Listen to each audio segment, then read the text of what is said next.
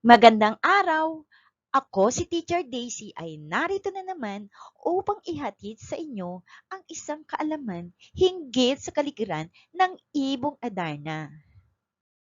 Ang Ibong Adarna ay isang tulang romansang korido na may pangyayaring kaganapan sa bawat taong dumaraan.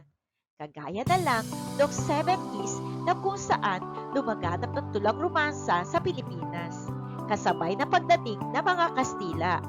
Noong 80s ay nakilala ang Ibong Adarna kasabay ng pagkilala sa mga kagamitang imprenta at alpabetong Romano.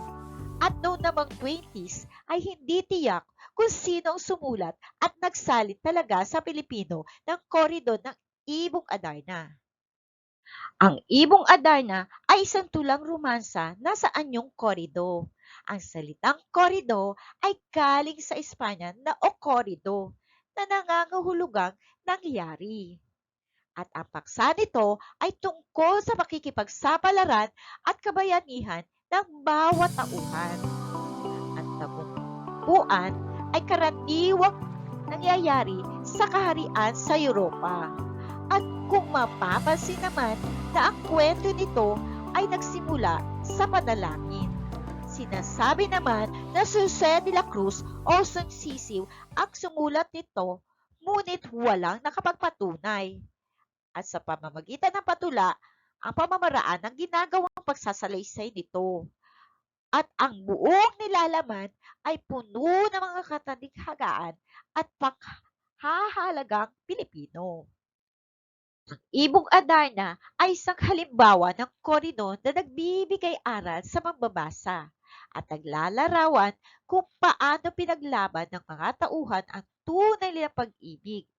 Ito ay kasasalaminan ng mga natatanging kultura at pagpapahalagang Pilipino tulad ng matibay na pananampalataya sa Panginoon, paggalang at pagmamahal ng mga anak sa magulang at sa mga nakakatanda, pagtulong sa mga nakakailangan, pagtanaw ng utang na loob, pagkakaroon ng tibay at lakas ng loob sa pagharap sa mga pagsubok sa buhay, at pagpapahalagang puri at dangal ng mga kababaihan.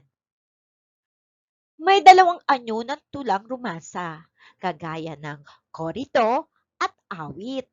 Ang halimbawa nito sa korido ay Ibong Adarna at sa awit naman ay Plurante at Laura. Ang himig nito sa korido ay allegro o mabilis at sa awit naman andante o mabagal. Ang paksa nito sa korido ay romansa, pakikipagsapalaran, pananampalataya at kababalaghan. Sa awit naman, kabayanihan, mandirigma at larawan ng tunay na buhay. Ang anyo naman ng korido ay 8 pantig at may 4 na tuludtod.